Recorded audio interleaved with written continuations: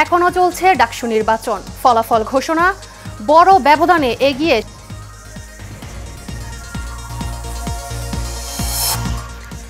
ডাকসু নির্বাচন সংসদ নির্বাচনের মডেল হিসেবে কাজ করবে মন্তব্য স্বরাষ্ট্র উপদেষ্টার। শঙ্কা নেই আইন শৃঙ্খলার পরিস্থিতি নিয়ে। এবং নেপালে জেনজির বিক্ষোভে পদত্যাগ করলেন রাষ্ট্রপতি ও প্রধানমন্ত্রী। ফ্লাইট বাতিলে ফিরতে পারছে না বাংলাদেশ ফুটবল দল।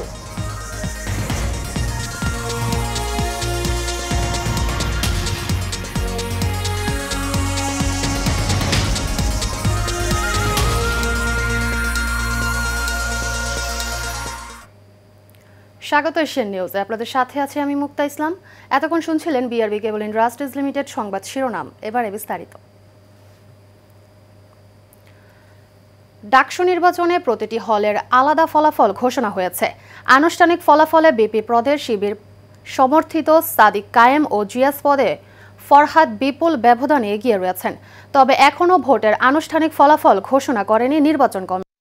রাত 1:50 হলগুলোর ফলাফল ঘোষণা শুরু হয়। সবশেষ সকালে ফজিলাতুন্নেসা মুজিব হলের ফলাফল ঘোষণার মধ্য দিয়ে তা শেষ হয়। 18 হলে মোট ফলাফল বিপি পদে সাদিক কায়েম 14,082 এবং আবিদ 5,658 ভোট পেয়েছেন।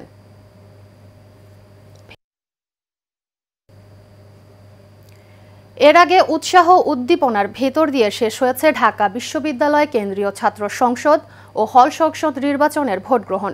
নির্বাচনকে কেন্দ্র করে বিশ্ববিদ্যালয় জুড়ে নেওয়া হয়েছে কড়া নিরাপত্তা ব্যবস্থা। আনসার ইসলামের ক্যামেরায় বাতেন বিপ্লবকে সাথে নিয়ে রিপোর্ট করছেন রকিব মানিক। উৎসব মুখর পরিবেশে সকাল 8টায় ঢাকা বিশ্ববিদ্যালয়ের 810টি বুথে শুরু হয় ডাকসু নির্বাচনের ভোট গ্রহণ। লম্বা লাইনে দাঁড়িয়ে ভোট প্রয়োগ করতে পারায় আনন্দ আর প্রত্যাশার কথা জানান শিক্ষার্থীরা। আমি ভোটার হিসেবেই বলবো যে ঢাকা বিশ্ববিদ্যালয়ের শিক্ষার্থীরা তাদেরকেই বেছে নিক যারা আসলে যোগ্য, যারা আসলে আমাদের বাংলাদেশ এবং ঢাকা বিশ্ববিদ্যালয়ের নেতৃত্ব বিভ্রাটে ভুগবে না। দিচ্ছি, এখন দেখা যাক কতটুকু এটা বাস্তবায়িত হয়। সবাই তো অনেক ভালো ইশতেহারে দিল, এখন দেখা যায় যারা নির্বাচিত হবেন তারা সেটা কতটুকু ধরে রাখতে পারেন। এখন পর্যন্ত সব তো ঠিকঠাকই লাগতেছে, ক্যাম্পাসে সবকিছু নিরাপত্তা একদম ভালোই। আমারও ইচ্ছা আছে যেন প্রতি বছর এই জিনিসটা হয়। এদিকে ভোটের পরিবেশ সন্তোষজনক বলে জানান প্রার্থীরা। 41টা ভোটের ব্যালট নাম্বার মনে রাখাটা সত্যিকার অর্থে ডিফিকাল্ট। আমি ভিপি হিসেবে আমার সবগুলা কেন্দ্রে ভোট প্রপারলি চলছে কিনা সেটা দেখার দায়িত্ব আমার না। সুতরাং অভিযোগ দিলে তো আমরাও তো প্রচুর পরিমাণ অভিযোগ দিতে পারি। এখন পর্যন্ত ভোটটাকে উদযাপন করতে চাচ্ছি। আলহামদুলিল্লাহ এখন পর্যন্ত ভালো পরিবেশে ভোট হচ্ছে। আমরা আশাবাদী যে ঢাকা বিশ্ববিদ্যালয়ের শিক্ষার্থীরা আজকে তাদের যোগ্য নেতৃত্ব খুঁজে পাবেন। নারীরা অনেক স্বতঃস্ফূর্তভাবে আসলে ভোট দিতে এসেছে, এটা সত্যি আসলে খুব প্লিজিং। আমরা যেটা এক্সপেক্ট করেছিলাম যে হয়তো দেখা যাবে নারী শিক্ষার্থী যারা বিশেষ করে অনাবাসিক শিক্ষার্থী তাদের হয়তো ভোটার টার্নআউটটা কম হবে, কিন্তু আলহামদুলিল্লাহ আমি বলবো যে অনাবাসিক শিক্ষার্থী, নারী শিক্ষার্থী তারাই বরং অনেক বেশি উৎসাহ নিয়ে কিন্তু ভোট দিতে আসছেন। ভোট কেন্দ্রের ভেতরে এবং ভোট কেন্দ্রের বাইরে যে পরিবেশ আমার কাছে এখন পর্যন্ত মনে হয়েছে ভালো, কিন্তু নির্বাচনী পরিবেশ আসলে খুবই নাজুক একটা বিষয়। সেখানে পরিস্থিতি যে কোনো সময় পরিবর্তিত হতে পারে। 100 মিটারের মধ্যে কোনো ধরনের স্লিপ দেওয়া যাবে না, কিন্তু আমরা সকালে এসে দেখতে পেয়েছি এখানে একটা ছাত্র সংগঠন তারা ডেস্ক বসিয়েছে এবং তারা 100 মিটারের ভিতরে প্রার্থীদের কাছে গিয়ে স্লিপ দিচ্ছে। বিশ্ববিদ্যালয় প্রশাসন বলছে সুষ্ঠু ও নিরপেক্ষভাবে ভোট গ্রহণের জন্য সব ধরনের প্রস্তুতি নিয়েছেন তারা। নির্বাচন ঘিরে কড়া নিরাপত্তায় ঢেকে রাখা হয়েছে পুরো ক্যাম্পাস এলাকা। এবারের নির্বাচনে ডাকসুর 28টি পদে প্রতিদ্বন্দ্বিতা করছেন 471 জন প্রার্থী। Rashed Akon, Asian television. ঢাকা বিশ্ববিদ্যালয় কেন্দ্রীয় ছাত্র সংসদ ডাকসু নির্বাচন আগামীর জাতীয় সংসদ নির্বাচনের মডেল হিসাবে কাজ করবে বলে মন্তব্য করেছেন স্বরাষ্ট্র উপদেষ্টা জাহাঙ্গীর আলম চৌধুরী।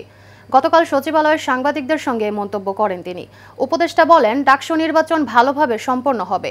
এ সময় স্বরাষ্ট্র উপদেষ্টা আরও বলেন বর্তমানে দেশের আইন শৃঙ্খলা পরিস্থিতি অনুযায়ী জাতীয় নির্বাচন সম্পন্ন করার ক্ষেত্রে কোনো সমস্যা হবে না।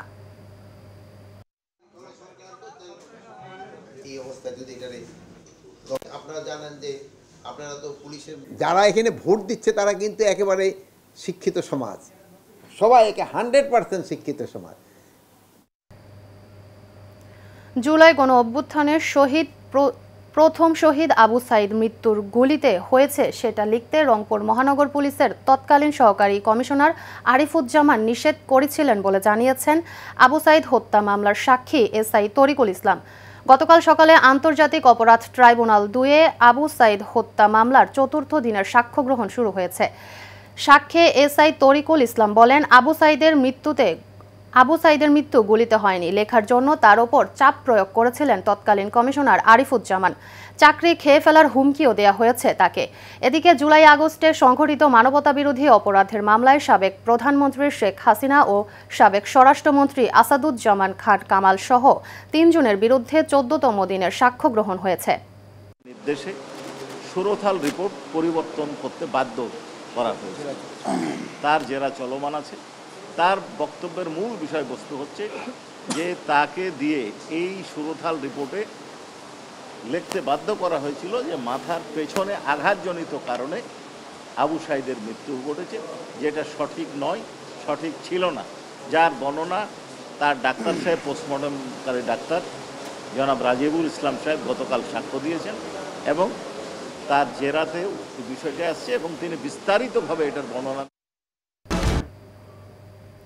কুষ্টিয়া 250 শয্যা বিশিষ্ট জেনারেল হাসপাতালে প্রতিনিয়ত বেড়ে চলেছে দালাল চক্রের দৌরাত্ম্য, যে কারণে হাসপাতালে চিকিৎসা নিতে আসা প্রায় 2000-এরও বেশি রোগীকে প্রতিনিয়ত শিকার হতে হচ্ছে প্রতারণার।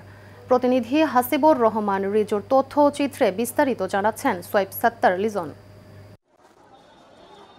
কুষ্টিয়া 250 শয্যা বিশিষ্ট জেনারেল হাসপাতালে চলছে দালালদের দৌরাত্ম্য। বহির্বিভাগের টিকিট কাউন্টার ও বিভিন্ন কক্ষের বাইরে থেকে হাসপাতালে আসা রোগীদের ভয়ভীতি ও প্রলোভন দেখিয়ে নিয়ে যাচ্ছে বেসরকারি ক্লিনিক ও রোগ নির্ণয় কেন্দ্রে। চিকিৎসক ব্যবস্থাপত্র লেখা শেষ করলেই রোগীদের হাত থেকে ব্যবস্থাপত্র নিয়ে নেয় কুষ্টিয়া সদর হাসপাতালের আশেপাশে থাকা বিভিন্ন ডায়াগনস্টিক সেন্টার ও ক্লিনিকের দালালরা। এরপর পরীক্ষা নিরীক্ষার জন্য রোগীদের বাধ্য করা হয় সেসব ক্লিনিকে যেতে।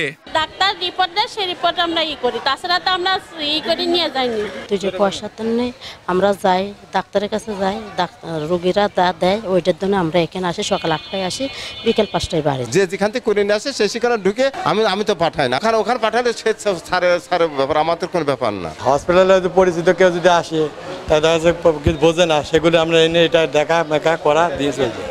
এদিকে দালাল চক্রের দৌরাত্ম্য কমানোর জন্য নানা পদক্ষেপ নেওয়া হচ্ছে বলে জানান এই চিকিৎসক। কিভাবে এটাকে কমানো যায় সেটা নিয়ে প্ল্যান করছি। ডিসি সাহেবদের সাথে আমরা মত বিনিময় করেছি, পুলিশদের সাথে মত বিনিময় করেছি, এনএসআই বা অন্য যারা আছে ডিএসবি তাদের সাথে মত বিনিময় করছি এবং আমাদের প্রক্রিয়া চলমান। অভিযোগ রয়েছে এসব দালাল চক্রের সাথে সরাসরি যোগসাজশ রয়েছে হাসপাতালের কিছু অসাধু চিকিৎসকের।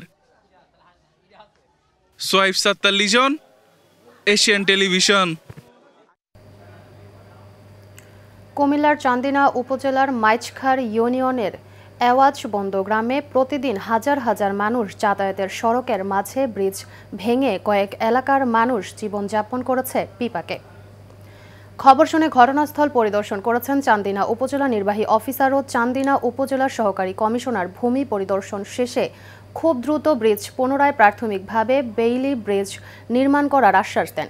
উপজেলা প্রশাসনের নির্দেশে প্রায় 2 মাসের মধ্যে মাইজখার ইউনিয়ন অফিসের আর্থিক সহযোগিতার মাধ্যমে নির্মাণাধীন ব্রিজটি সম্পন্ন হয়েছে। মঙ্গলবার বিকেল 4টায় চান্দিনা উপজেলা নির্বাহী অফিসার মোহাম্মদ আশরাফুল হক ও উপজেলা সহকারী কমিশনার ভূমি ফয়সাল আর নূরের নেতৃত্বে নতুন বেইলি ব্রিজটি উদ্বোধন করা হয়।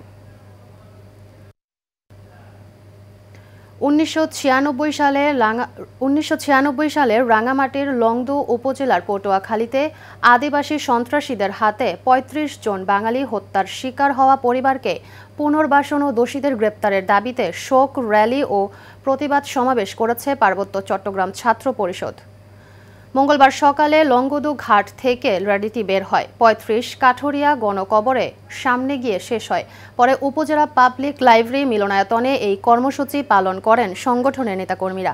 এ সময় বক্তারা বলেন, পটুয়াখালী হত্যাকাণ্ড ইতিহাসের এক কালো অধ্যায়। এত বছর পেরিয়ে গেলেও আজও এর সঠিক বিচার হয়নি। শেষে 35 কাঠুরিয়ার আত্মার রুহের মাগফিরাত কামনা করা হয়। নারায়ণগঞ্জের ফতুলায় চুরি ছিনতার ঘটনায় নিঃস্ব মোবাইল ব্যবসায়ী মোহাম্মদ রহমান আলীর জীবন। ফতুল্লায় শিবু মার্কেট আব্দুল লতিফ সুপার মার্কেটের নিচতলায় মোবাইল লিংক দোকান থেকে গত ৫ তারিখ রহমান আলীর দোকান বন্ধ করে জুমার নামাজ পড়তে গেলে এবং নামাজ শেষ করে দোকান খুলতে গেলে দোকানে তালা ভাঙা দেখতে পান।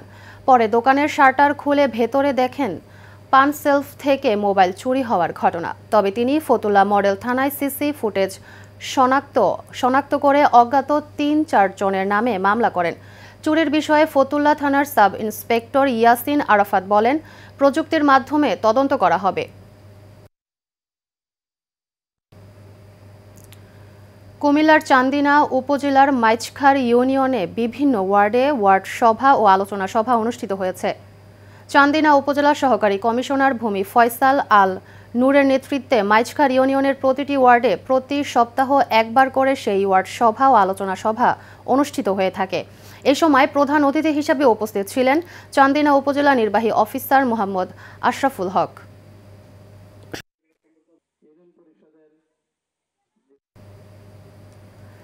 লিবারেল ডেমোক্রেটিক পার্টি এলডিপি অঙ্গ সহযোগী সংগঠনের উদ্যোগে কুমিল্লার চান্দিনা উপজেলায় ২ নং বাতাঘাসী ইউনিয়নে ত্রিবার্ষিক সম্মেলন অনুষ্ঠিত হয়েছে। এ সময় এলডিপির মহাসচিব সাবেক প্রতিমন্ত্রী বীর মুক্তিযোদ্ধা রেদওয়ান আহমেদ দাবি করেন, তিনি কোনো অন্যায় অবিচার করে নাই, সরকারের কোনো অর্থ আত্মসাৎ করে নাই এবং রেদওয়ান আহমেদের সকল মামলা থেকে খুব দ্রুত খালাস পাবেন বলে আশা ব্যক্ত করেন। এ সময় অন্যান্যদের মাঝে উপস্থিত ছিলেন লিবারেল ডেমোক্রেটিক পার্টি এলডিপির কেন্দ্রীয় উপদেষ্টা মণ্ডলের সদস্য অধ্যক্ষ মোহাম্মদ আবুল কাশেম, চান্দিনা উপজেলা এলডিপির সভাপতি মোহাম্মদ শামসুল হক মাস্টার সহ অন্যান্যরা।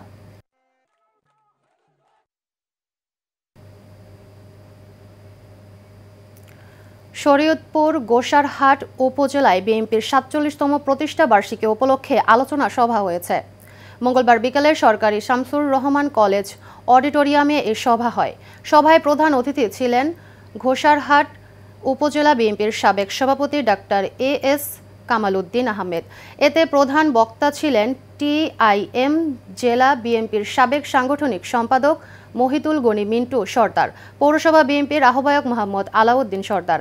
অনুষ্ঠানে সভাপতিত্ব করেন উপজেলা বিএনপির আহ্বায়ক KM সিদ্দিক আহমেদ। ঢাকা বিশ্ববিদ্যালয়ের ছাত্র সংসদ নির্বাচনের সংবাদ সংগ্রহের সময় অসুস্থ হয়ে এক সাংবাদিকের মৃত্যু হয়েছে। ৪০ বছর বয়সী তরিকুল ইসলাম শিবলি চ্যানেল এস এর সিনিয়র রিপোর্টার হিসাবে কর্মরত ছিলেন। দুপুরে ঢাকা বিশ্ববিদ্যালয়ের কার্জন হলের ভেতরে সংবাদ সংগ্রহের সময় তিনি অসুস্থ হয়ে পড়েন। পরে তাকে ঢাকা মেডিকেল কলেজ হাসপাতালে নেওয়া হলে চিকিৎসকরা তাকে মৃত ঘোষণা করেন। বিএনপির ৪৭তম প্রতিষ্ঠা বার্ষিকী উদযাপন উপলক্ষে জামান বিএনপির উদ্যোগে আলোচনা সভা অনুষ্ঠিত হয়েছে। জামান বিএনপির সভাপতি মির্জাউল করিম রেজার সভাপতিত্বে আলোচনা সভায় বক্তব্য রাখেন জামান বিএনপির সাধারণ সম্পাদক এমদাদুল ইসলাম মনি, সিনিয়র সহ সভাপতি মোহাম্মদ আলমগীর হোসেন মিঠু, প্রধান পৃষ্ঠপোষক এস ইসলাম নান্নু সহ অনেকে। দর্শক, এখনও চলছে ডাকসু নির্বাচনের ফলাফল ঘোষণা। শেষ করব এশিয়ান নিউজ, তার আগে জানাবো বিআরবি কেবল ইন্ডাস্ট্রিজ লিমিটেড সংবাদ শিরোনামগুলো আরও একবার।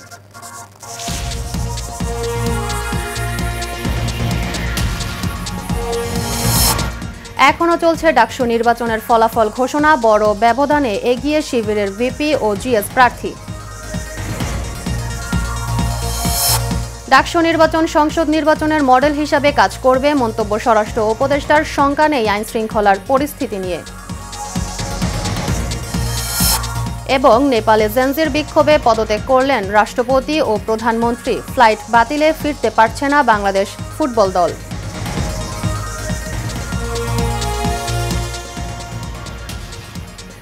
এশিয়ান নিউজ এই পর্যন্তই, পরবর্তী সংবাদ দেখার আমন্ত্রণ রইল। ধন্যবাদ।